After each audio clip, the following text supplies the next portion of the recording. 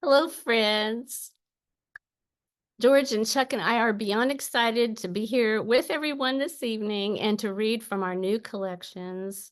I want to thank you all in our audience tonight for coming. What a wonderful surprise to see all of your faces. This is so exciting. And I also am excited about those who will watch later because we are recording tonight. We have 3 readers, as you know, and we'll do a short Q&A at the end. And that's one of the benefits for actually being here with us tonight because you can ask your questions. So I'd like you to kind of think about what your questions are. And then after the readings are over, I'll invite you to put them in the chat and I will fetch them out and we'll do our best to answer them for you. So that's kind of a wonderful benefit to being in the audience. So I'm excited about that because I know you're going to have some questions and it's always fun to hear the answers for that. I'm not going to do a whole bunch of talking up front here because after I turn the recording off, we're going to do some more visiting too. So I'm just going to get started by introducing the amazing Chuck Salmons. A native of Columbus, Ohio, Chuck Salmons is a poet, and for more than a decade has served as part of the leadership of the Ohio Poetry Association. He earned a BA from Otterbein College and an MA from Northern Michigan University. He is a recipient of a 2018 Ohio Arts Council Individual Excellence Award for his poetry. Chuck regularly gives readings throughout Ohio, both solo and as part of the poetry trio Concrete Wink. He also leads workshops for various groups and audiences. Chuck's poetry has also been exhibited visually in artistic form, and you'll see that in a way that's happening tonight. He has been featured artist in the Ohio Department of Natural Resources Art in the Lobby program in Columbus 3 times. Chuck has worked in a variety of fields, including construction, education, and retail. He loves science, which often influences his poems, and he works as communication manager at the Ohio Geological Survey. Chuck's poems have appeared in several journals and anthology, including Northern Appalachia Review, Ekphrastic Review, Common Threads, the Fib Review, Shot Glass Journal, Everything Stops and Listens, A Rustling and a Walking Within, Eclipsing the Dark, and I Thought I Heard a Cardinal Sing, Ohio's Appalachian Voices, to name a few. He's published 2 chapbooks, Stargazer Suite and Patch Job. His newest book is a collection of ekphrastic poems titled The Grace of Grazing Inward, Poems in Response to the Art of Alice Carpenter. And that's new out of Das Madres Press. The poems are printed alongside the beautiful monotypes of Alice Carpenter. So I just have to say, Chuck and I we go back. And, you know, people have that saying, but we really do. We go back. We met in 2017 through an event sponsored by the National Federation of State Poetry Societies, the Blackberry Peach Spoken Word event. And it was a competition, and I happened to win the competition that year. And I reached out to the OPA for some guidance because I was going to be expected to fly to Fort Worth, Texas, and perform my poems. And I have to tell y'all, I was so green back then. I mean, I'm still green, but I was really terrified then. And Chuck was so incredibly encouraging and supportive. And I somehow got through all that and have counted him as a friend ever since. And Chuck has done so much for Ohio through his service through the Ohio Poetry Association, and in so many more ways.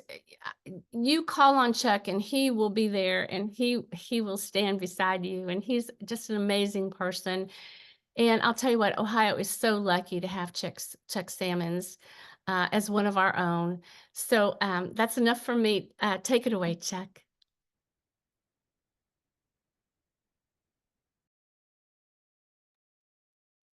Well, thank you, Kari, for that most gracious introduction. And I remember that Fort Worth experience. It was a lot of fun. Um, and I just remember exploring downtown. We were walking around looking at all the fountains and everything, and you just blew everybody away when you gave your reading at that night. And that's something I won't forget. So thank you for sharing that experience with me in Fort Worth and many experiences since then. So I'm really honored to read with these two folks tonight. I count them as friends for sure, but I so respect them as poets and appreciate the invitation from Kari to be a part of this. This is my new book. It is The Grace of Gazing Inward. You can find it through the Dos Madres Press website. And if you are in the Columbus area, you can find it at Gramercy Books as well in Bexley. And thanks to Gramercy for continuing to carry my books in their lovely bookstore. I am going to be sharing screen tonight because this is an ekphrastic collection all about Alice Carpenter's work. And, I think you just need to see it. You need to hopefully see the beauty that I have been seeing in Alice's work. And I'm going to read the first poem from the collection. And the poem is written after this monotype. Alice's title for the monotype is Landscape 14.20. The poem is titled Freehand.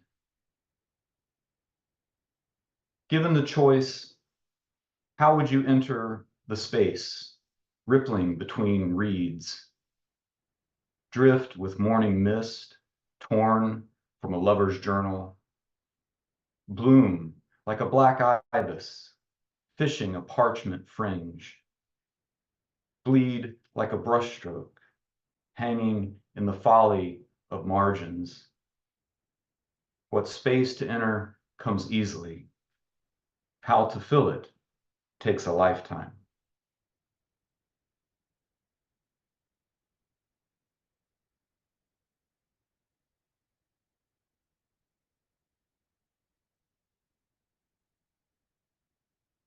Right. That is Freehand. Second poem. Oh, and I just wanted to plug real quick. I did give a ekphrastic workshop through the Rife Galleries series, and you can find that on YouTube if you're interested in getting some prompts and maybe how to access ekphrastic work. Maybe, if you haven't done a lot of it. I love it. I've been doing it for quite a while, and folks will tell you it's one of my favorite modes of writing.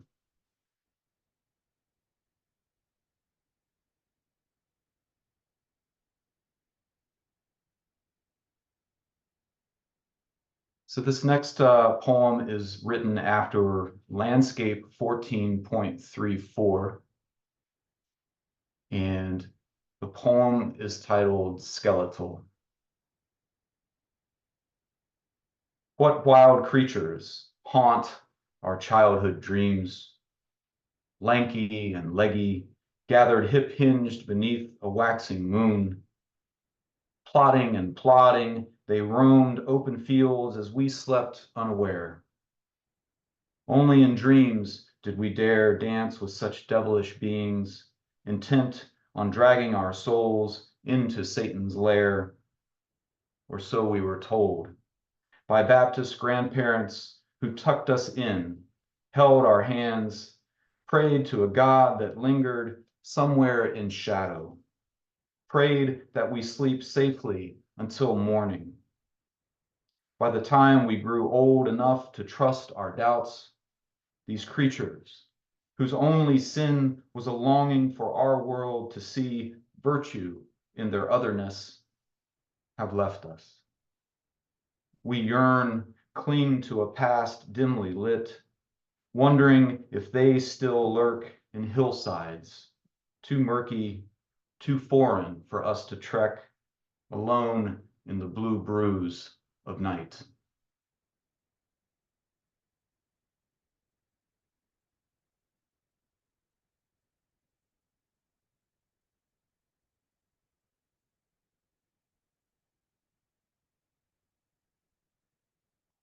This third poem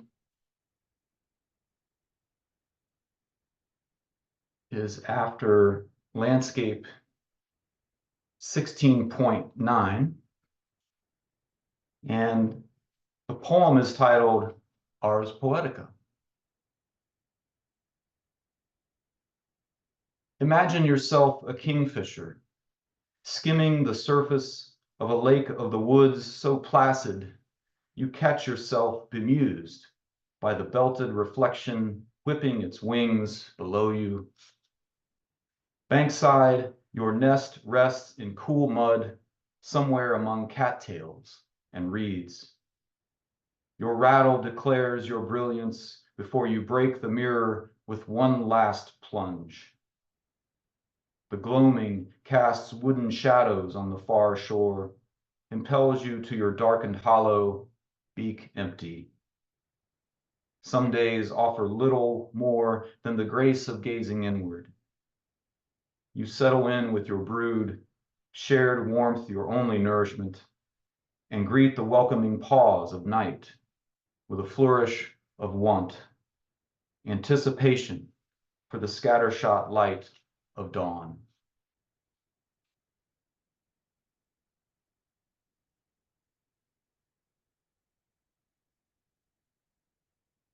And I should add that you can find lots of Alice's work through her website, alicecarpenter.com. And also she is on Instagram. So if you seek her out on Instagram, you can see more of her work. Most of what she produces are called monotypes. It's a form of printmaking, but because of the tools she uses, her images are very small. And if you get a copy of the book or have it, one thing that is interesting to note is that the images in the book are all actual size. So these are very small works of art that she produces. And the other thing about her process is that she can use the same, etching, but every time she makes a print from it, it will look different. And that, again, that goes back to her process. And so everyone is unique, thus the term monotype. This fourth poem I'm going to share is after landscape 21.1. And the poem is entitled Encomium. Whose moon are you, exalted to the sky, watchful eye in autumn blue? Whose moon are you, hanging in a hue too subtle to succumb to sunlight? Who bestowed you to the night, heron foraging, black-crowned in the marsh? To the brown bat bouncing, weaving evening with misdirection? To the fisherman, casting his silent line from the reedy shore? We who sing of your wonder in a world that has forsaken the grace of illumination.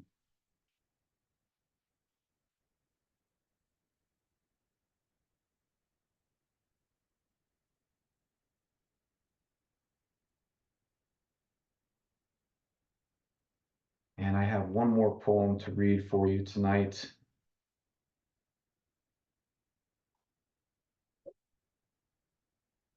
This is Alice's Landscape 14.15. And this particular image it struck me from the beginning, but it took me a really long time to write about it. And my mother is a lymphoma survivor. I've written about that over the years in a number of ways. And one day it just happened upon me that that's what I needed to write about in response to this particular monotype. So this poem is entitled Liminal. Like news borne by Boreas himself, your diagnosis came as an Arctic wind, sending shivers into our tomorrows, a stained landscape where sun and moon discern one another as customers, not caretakers, their currency of starlight. We entrust ourselves to dusk and dawn, our days tinctured with uncertainty, hours scattered like charms of portent, rattling their bones somewhere between the lands of the living and the dead.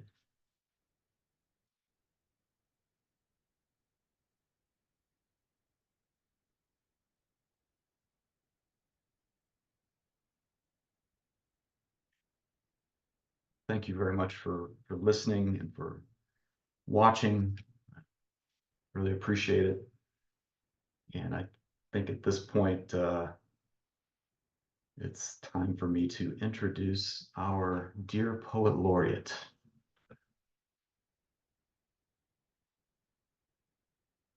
All right, I'm going to read the bio information that Kari gave me, but I could talk about this woman for hours in terms of just everything that she has done for Ohio poetry on her own end.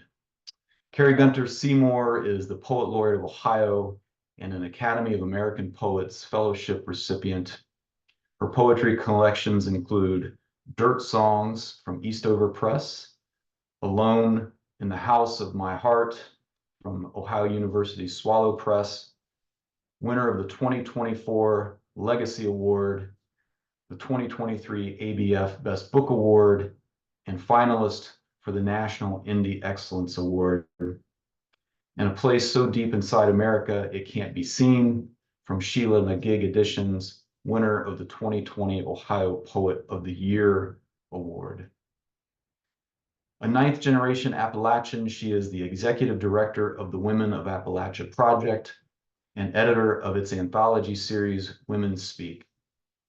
Gunter-Seymour holds writing workshops for incarcerated adults and women in recovery. She is a retired instructor in the E.W. Scripps School of Journalism at Ohio University and the founder, curator, and host of Spoken and Heard, a seasonal performance series featuring poets, writers, and musicians from across the country. She was selected to serve as a 2022 Dodge Poetry Festival poet and is a Pillars of Prosperity Fellow for the Foundation for Appalachian Ohio. Her work has been featured in the New York Times, Verse Daily, World Literature Today, American Book Review, and also on Poem a Day. You can find her at KariGunterSeymourPoet.com. And I'm just amazed by what this woman has done in her life, especially when it comes to poetry, but also as an artist and just as a general community member, lifting up the Appalachian community. And so I'm very happy to hand it over to Kari to give us some poetry. Oh my goodness, Chuck. Thank you so much. Thank you for the intro and thank you for your gorgeous poetry. I was just thinking, I already have a question for you because later on, I want you to tell everybody how you happened to come upon Alice's work and choose that, unless I missed that somehow. So I think many of you know me that are here tonight, but for those of you who don't, I'm a regional, what they call a regional poet. And by that, I mean I concentrate on rural America and where I'm from. And then I just so happen to be from Appalachia. And we know how people feel about Appalachians, that we're, undergroomed, overfed, undereducated. And I work really hard to help people understand that that just is not true. But because I'm a regional poet doesn't mean that I'm not worldly. And the fact that I'm the Ohio Poet Laureate does not mean I do not write about important issues, because I do.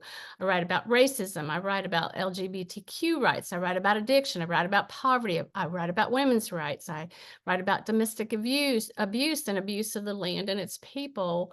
And so my collection, Dirt Songs, and here's that, so y'all can see the cover. I think it's pretty beautiful. Was recently reviewed by the Southern Literary Review, and Donna Meredith said this about Dirt Songs. Dirt Songs evokes both the wild energy and lustful passion of youth and the regrets such indulgences often engender later in life. She uses the big words. Um, Other poems in the collection beautifully capture the natural world of Appalachia through precise language and fresh imagery. And I'm so pleased with that because it's when somebody actually gets it, when they understand what you're trying to do, it's such a wonderful feeling. And then I dedicated this book to all the invisible girls because where I come from, and in the time that I was a young woman, a teenager, we all felt so invisible. Um, the collection is presented in 3 sections, kind of a long ago section and a bit ago section, and then a pretty much now section. So I'm going to skip around a bit. So I'll just jump right in. This poem will give you a good sense of time and a bit of that sexual energy that Donna Meredith wrote about. And so I do hope that you all know about the band Bad Company. I love this poem. I read it a lot, so I know some of you have already heard it, but bear with me. I just love to read it. And so Bad Company was a band that was very popular during my teen years. And this particular poem was sort of spun out of the song Rock and Roll Fantasy. So if you can kind of keep that in your mind as I'm reading this poem, I think it'll make it even funnier for you. Bad Company. Electric bass guitar riffs magnified times 10, subwoofers mounted to metal signposts, Paul Rogers' moany lyrics thrust every direction, his voice alone enough to slick the thighs of every female high schooler standing sweat-soaked in line. Senior trip, Kings Island, 1979. Head banging, hips wanging, side to side, arms thrown wide, waiting to ride the beast. Tallest, fastest, longest wood roller coaster in the world. The boys spurting predictable agonies and pheromones. Wasn't long before Emmy Bond and Jeff Bevins were all over each other, tongues tangling. I pretended not to see him slip a hand inside her shorts, ignored the way her head flew back. I won't say whether I let one of those rowdy boys do the five-finger shopping cop underneath my tank top during the long bus ride home. But it was friggin' hot that day. I'll give you that. I've had such fun writing some of these poems. Some are about me specifically, and others are about people I grew up with. Names have been changed to protect the innocent. I do want to say that you can find Dirt Songs at bookshop.org, Barnes & Noble, and of course the infamous Amazon. And of course, my publisher will be so pleased, Eastover Press, if you decide to buy a copy. They are an amazing press, an amazing group of people who care so much about their people. And I feel so proud and honored to be with Eastover Press. So ever since the 2016 election, I have been asked a lot of questions about rural America's choices. And so I've thought about it a lot. And I don't want to talk about politics tonight, but what I can say is the bootstrap myth is just that. It's a myth. But generational disparity is a truth. So many of the people I know and those I grew up with are hardworking. They come from hardworking folk.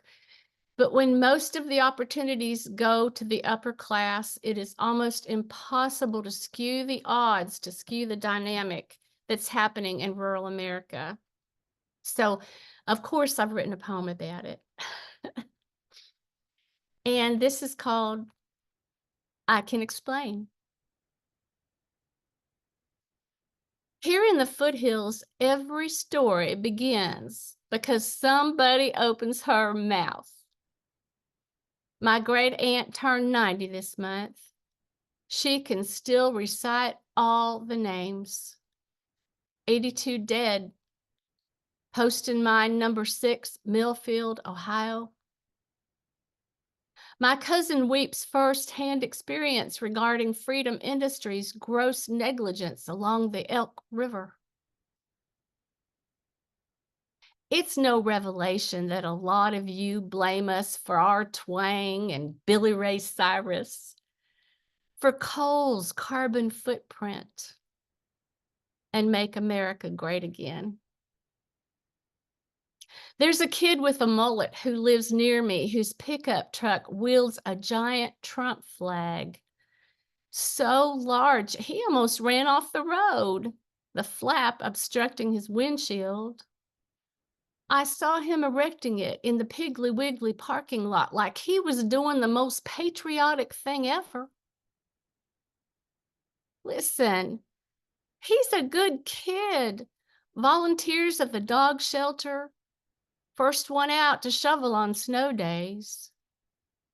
So much of this willfulness is dependent on generations having been born here, knowing for a fact that poverty is not a moral failing or the result of not working hard enough. His great-great-great-grandfather died at posting mine number 6, having volunteered an extra shift. His granddad in Vietnam.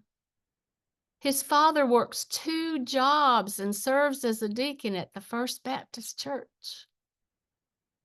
I don't know about you, but far beyond the sermon, it's the music that pulls me in. Those gospel sagas steeped in survival and hallelujah, God's hands all over you.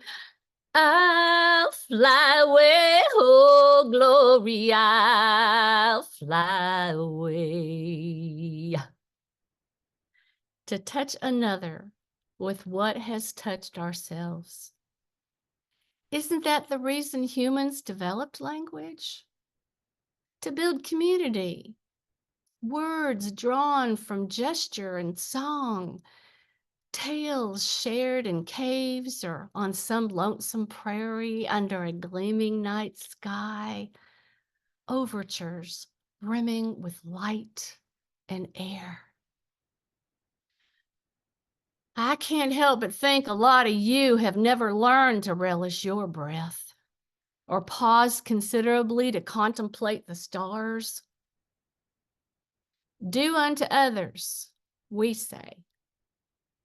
But y'all don't want to hear that story.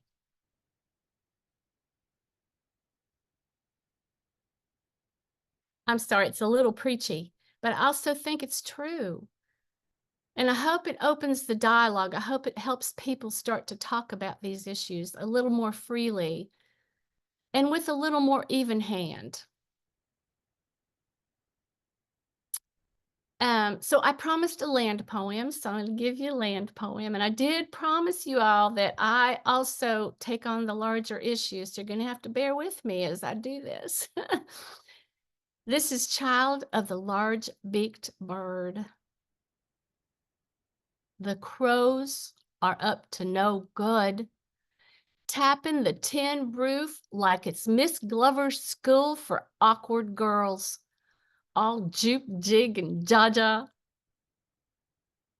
My granddog doesn't approve. Not the rooftop trapeze or the tomfoolery in the garden. Mischievous pecks gouged around the scarecrow's eyes. They're toying with me. I've tried to bribe them. Fresh fruit, cat food, sequins. Propped myself nearby, full lotus trilling. Why subject myself and this prized pooch to the insufferable? The indigenous say their ancestors came to earth in the form of crow. I come to them, my sack of sorrows laid open. Perch on soil my ancestors stole. Sing dirt songs. I'm so sorry. I get a little choked up when I read this poem because it's really important to me to acknowledge that where I live here in southeastern Ohio, sorry, I'm going to get emotional, was once the homelands of the Shawnee, the Delaware, the Hopewell, and the Adena peoples. And I really hope my words will serve as a reminder of the horrible and unjust result of colonization, of which my people took a part in. I don't know exactly how they behaved, but I do know that they came 9 generations ago and they were colonizers. So I'm gonna lighten things up a little bit here. I'm so sorry, but thank you for allowing me to speak my truths. That's really important to me. So here in southeastern Ohio, in fact, all of Ohio kind of experiences this, I think. We have what we call full spring. It'll be the dead of winter. Like I'm talking, January, February, and all of a sudden a warm front moves in, and Lord above, it's blissful.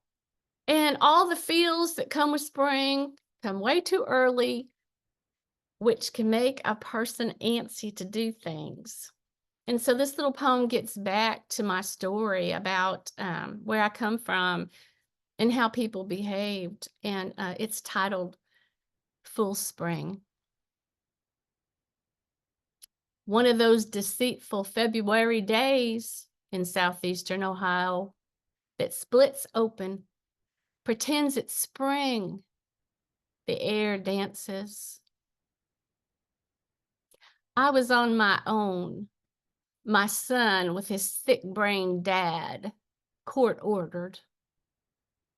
I blame nostalgia, the instigator that sent me eastward, back to my hometown, back to Travis and Ivy. Saturday afternoons, whiskey neat, euchre, cheating spouses. I told myself I needed the land, gravel roads, muddy creek bottoms. But I knew if anyone was holding, it'd be them. Smudged mirror, ace of spades, scraping lean white lines, a rolled up $20 bill. It had been years since I'd tried to ruin my life. That morning, I let loose my hair, cranked Willie and Waylon on the car stereo, pretended I was pure country again. Between Hank Williams' pain songs and Newberry's train songs and Blue Eyes crying in the rain. Out here in the country, there ain't nobody feeling no pain.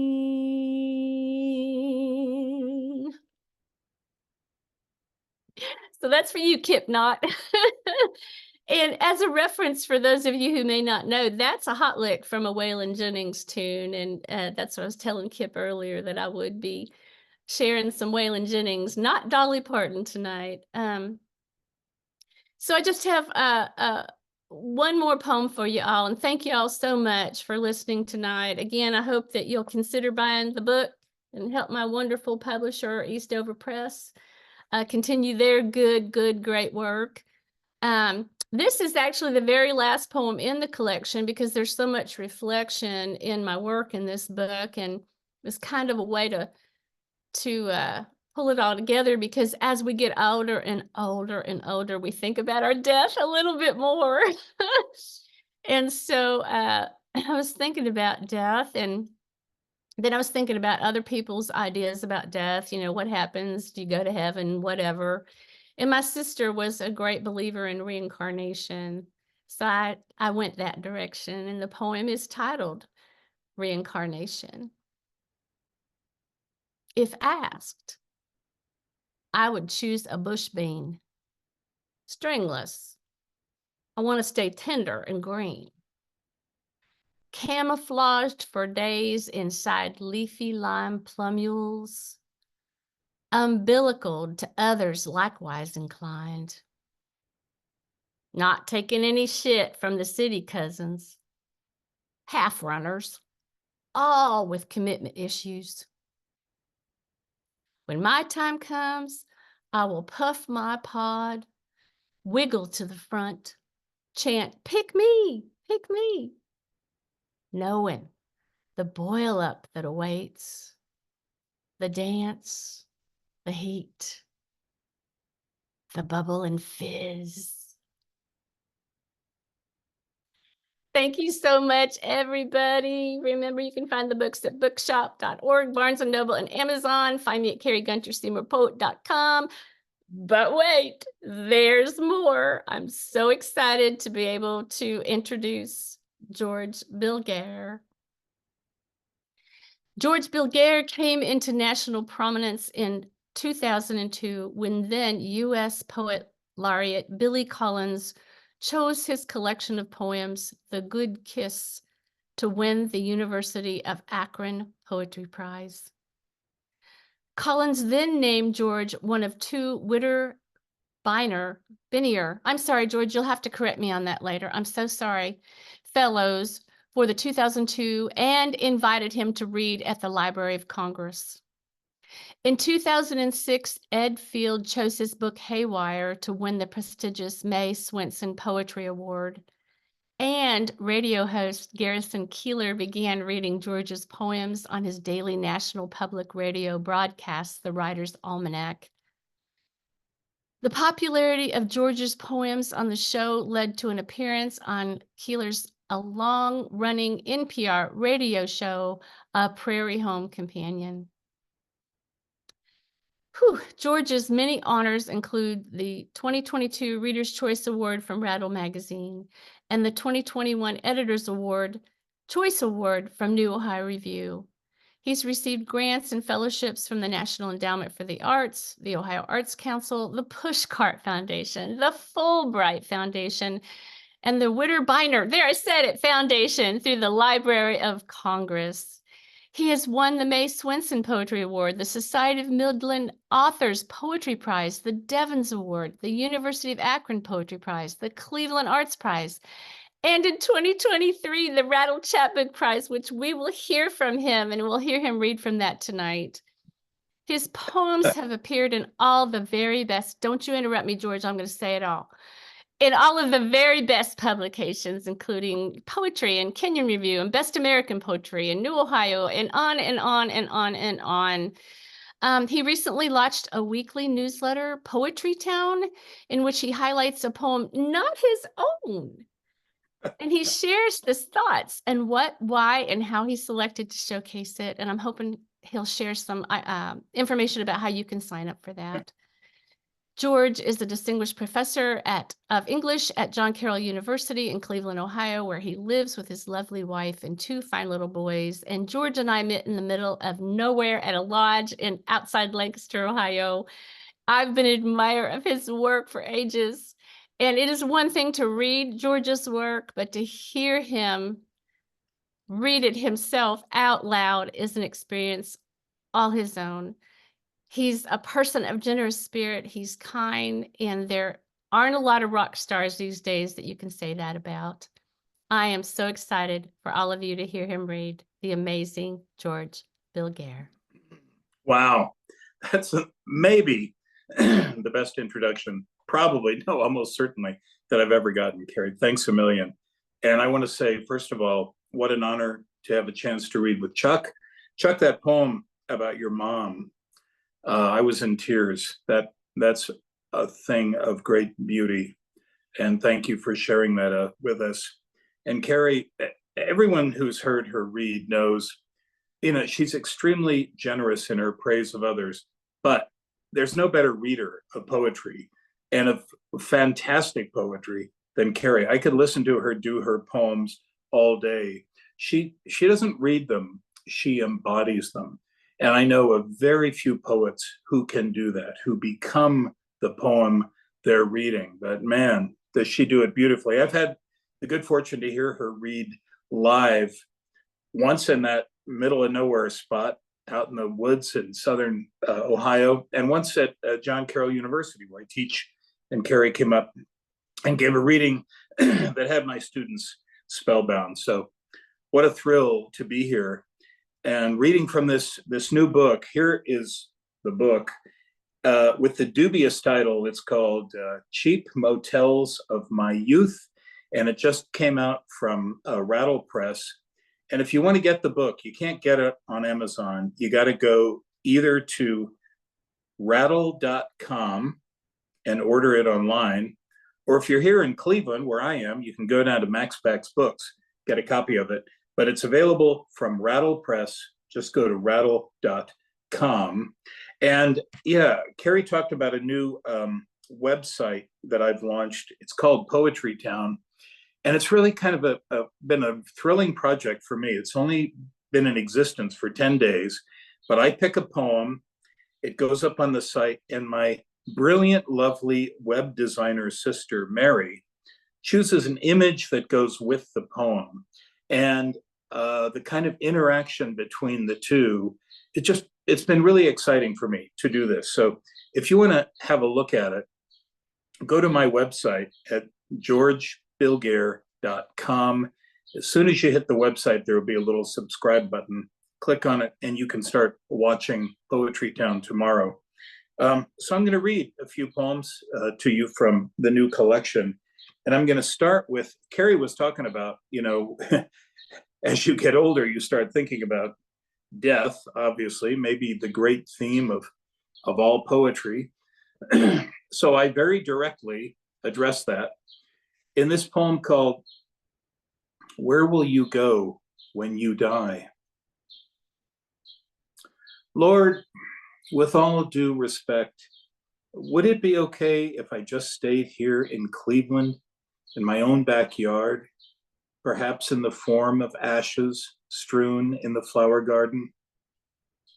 I'll watch my kids playing in the sprinkler or chasing each other with their lightsabers through summer. I will observe my wife grilling chicken on the barbecue, not with the same skill, clearly, as her late husband, although she does seem to be improving, as I can see from my vantage point over here next to the hydrangeas, which I so often failed to fertilize or weed or even water back when I was alive. Make yourself useful, she used to say, and here I am doing exactly that. Yeah, my dream of someday becoming fertilizer, and I think it's something I can attain. So here's a poem. Here's a poem for women. A poem in praise of women who do the most extraordinary thing that is possible for anyone to even imagine, and that is to bring forth people into the world. And a couple of summers ago, I was sitting at a cafe, as is my wont, reading some lovely, July morning. And at the table next to me was a young, extremely pregnant woman. And I was observing her and thinking, she was doing all these different things. She was taking notes, she was on her phone, she was reading a magazine. I was thinking, you are extraordinary, and I'm going to write a poem about you. And here is the poem. It's called Multitasking.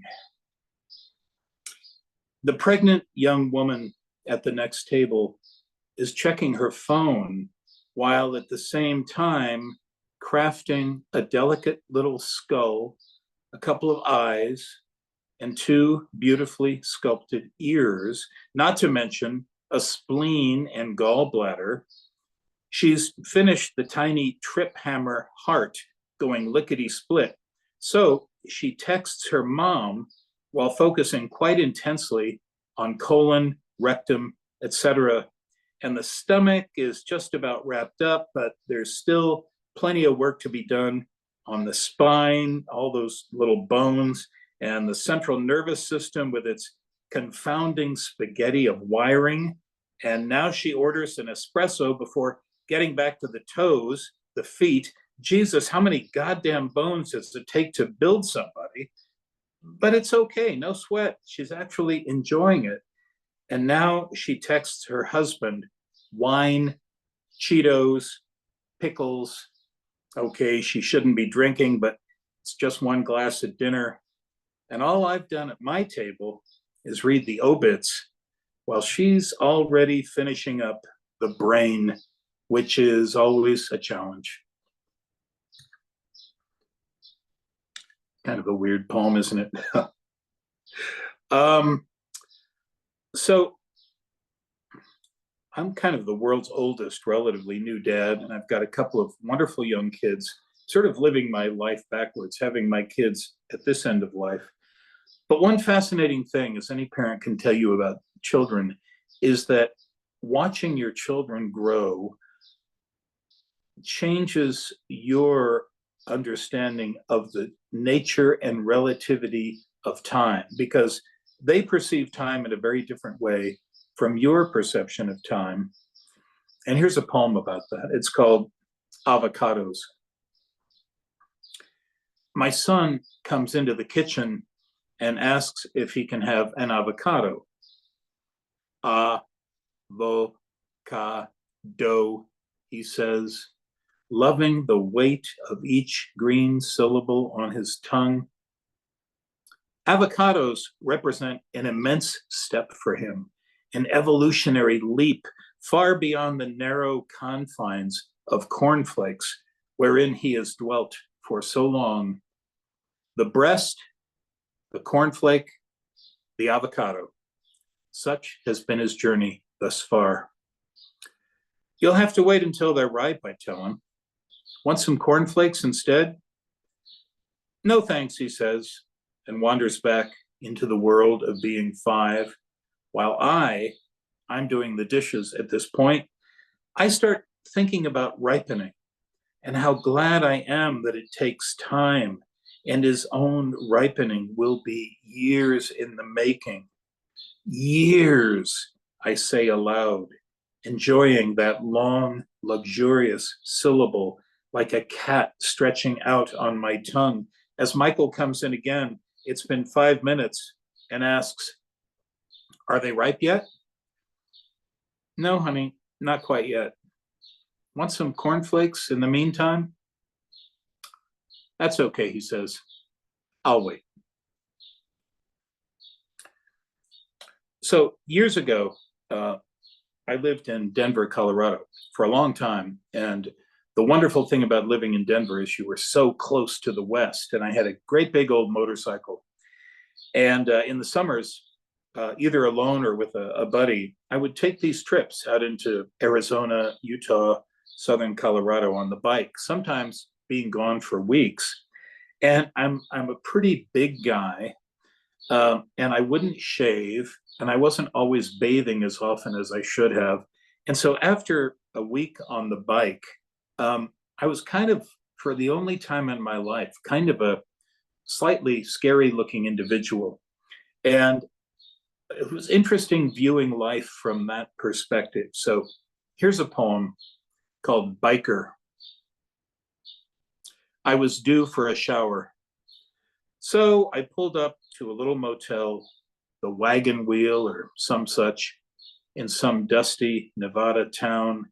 And as I trudged across the parking lot with my boots and bomber jacket, my red bandana and scruffy beard, the big old Harley cooling in the sun, I saw behind the office window a pale, slender arm reach down and turn the vacancy sign around to no vacancy.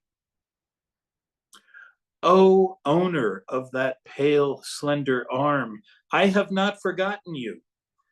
From 30 years down that desert highway, from this life of subcommittee meetings and colonoscopies, not to mention mortgage payments and dental bills, braces for both kids, I'd just like to say thank you. Thank you for finding me unkempt and possibly smelly, and for making me feel, however briefly, badass. And I really am grateful for that. Here's the first. I'm going to read just a couple of more poems. I'm going to read the first poem in the collection and the last poem. And the first poem, one of my kids was 9 last year, and watching him be 9 reminded me of being 9. And I try in this poem to evoke the essence of 9-ness. And it's called 9. I am standing by the pop machine at the gas station, drinking a root beer. It cost a dime, my whole allowance. My bike, a JC Higgins 3-speed, looks cool. I just washed it and waxed the blue fenders. Grown-ups are moving around me in kind of a fog. Actually, I feel sorry for grown-ups. With their neckties, their dark jackets, and serious talk. I am wearing low-top Keds. Their shoes are hard and gigantic. Try climbing a tree in those shoes. How am I supposed to know that an old white-haired guy, a grown-up, is watching me from his desk in the future, writing down every move I make? Why would anybody even do that? If there's one thing I don't like, it's writing and division. This root beer is actually excellent. It's a hot day. My fenders are waxed. And the last poem I'm going to read for you is, it's about something I have thought about it a lot, and I'm sure everyone watching tonight has thought about. You know, before you were born, your parents had a life, and it didn't include you. And that kind of pisses me off. I mean, what right did they have to have their own life without me in it? But you ever feel that? Like they're having a nice dinner some night, and you're not even there, and you don't exist, and they don't even particularly care. So I often think about what my parents' life was like before I came onto the scene. They were married in 1947. This poem is set in 1948. They lived in St. Louis, where I grew up. So the poem is called Salad. It is a summer evening in 1948. My father and mother are in the backyard of the little duplex they rented. Summer evening in St. Louis. I have yet to exist, but nonetheless, I know that 2 hamburgers are on the grill and the beer is cold in the humid dusk. A dog barks next door. My father turns the burgers. My mother goes in to set the table for 2 and make a salad. There's more beer in the fridge. They don't even have a TV. Nobody does. In the kitchen, that does not include me, the burgers are great, and my father says something that makes my mother laugh so hard that I can hear her in my own backyard tonight in Cleveland, where, thanks to them, I exist. At the grill, a beer in my hand, a dog barking, my wife in the kitchen making a salad.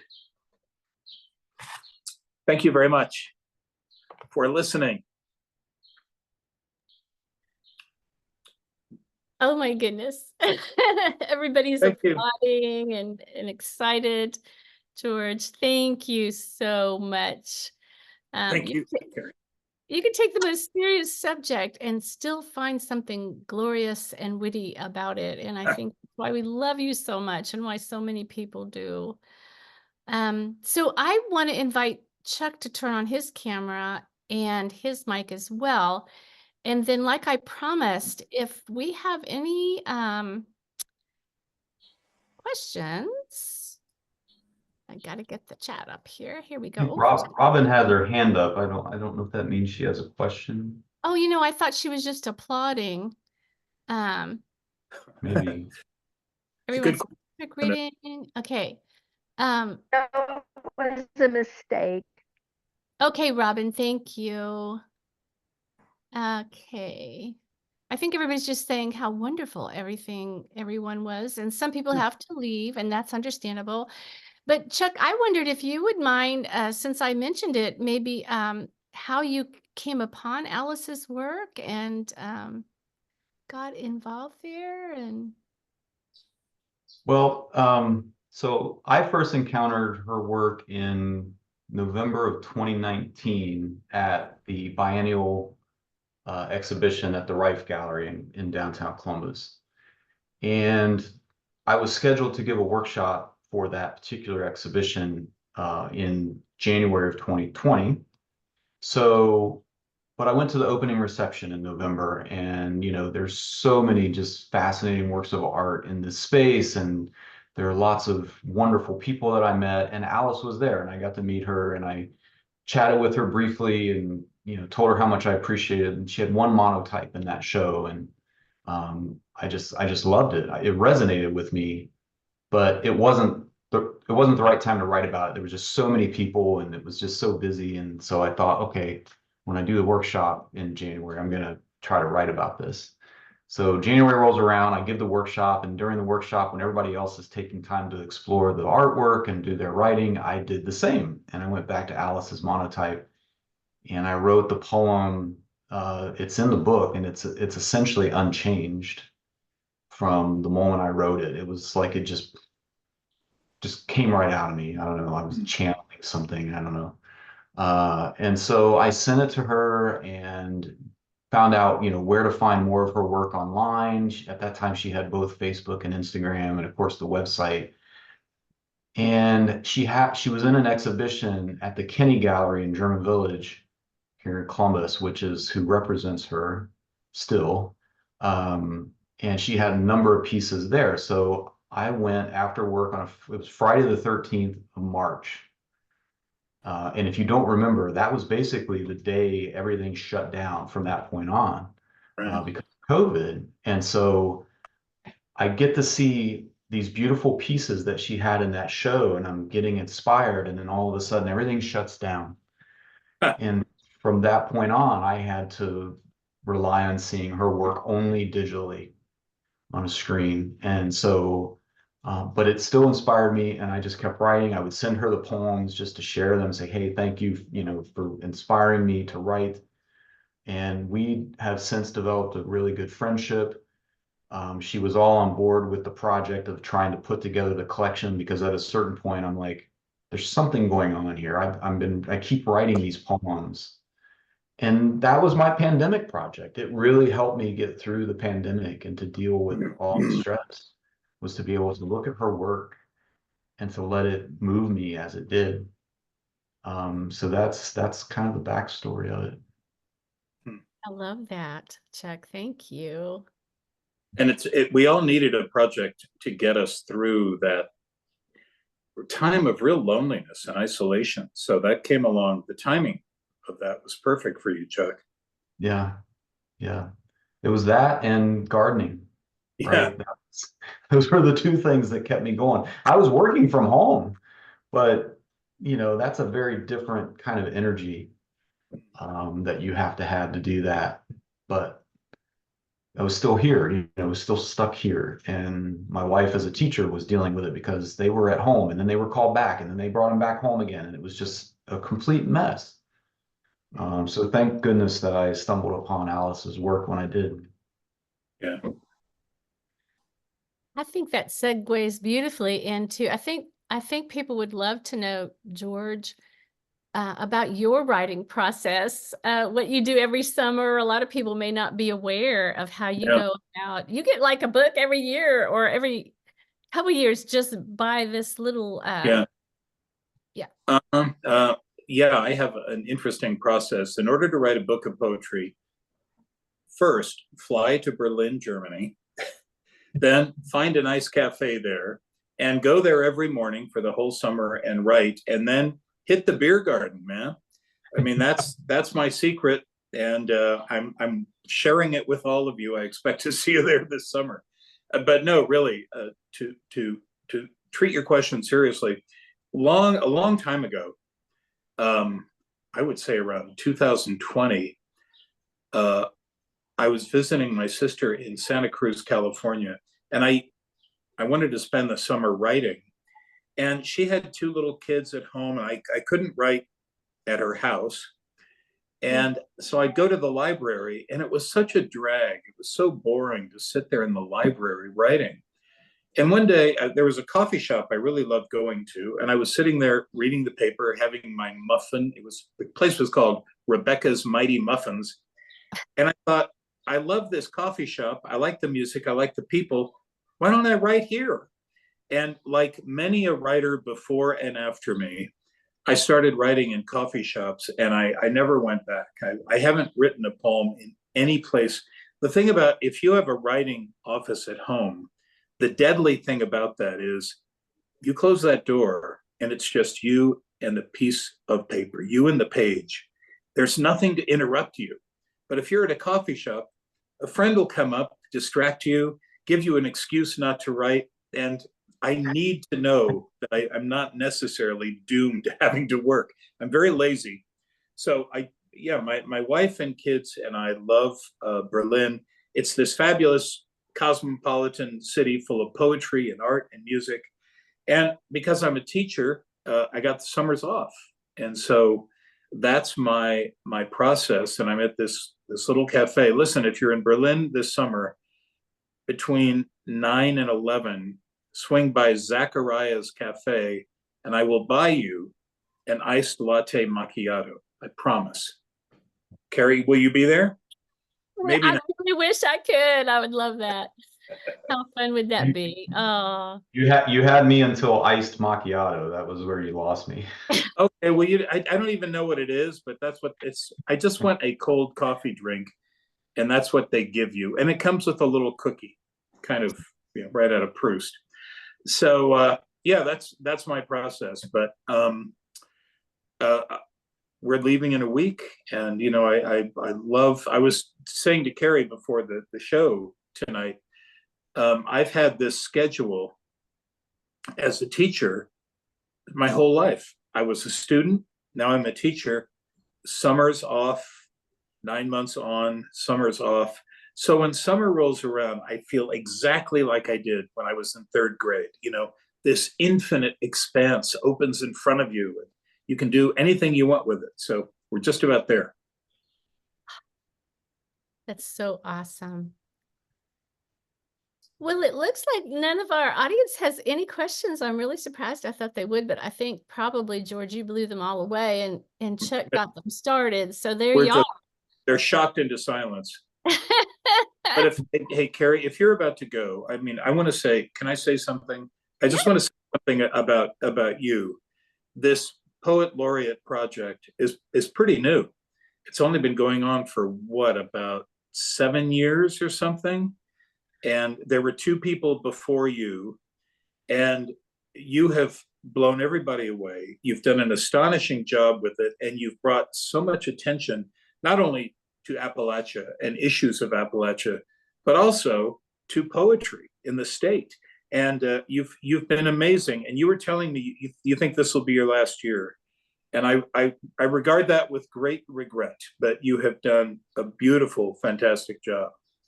Well, thank you very much, George. I appreciate that. But I know that there are people waiting to do the job, and they're going to be great, so I can't wait. It'll be wonderful. Big shoes to follow.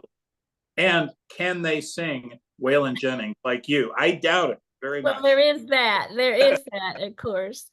Yeah.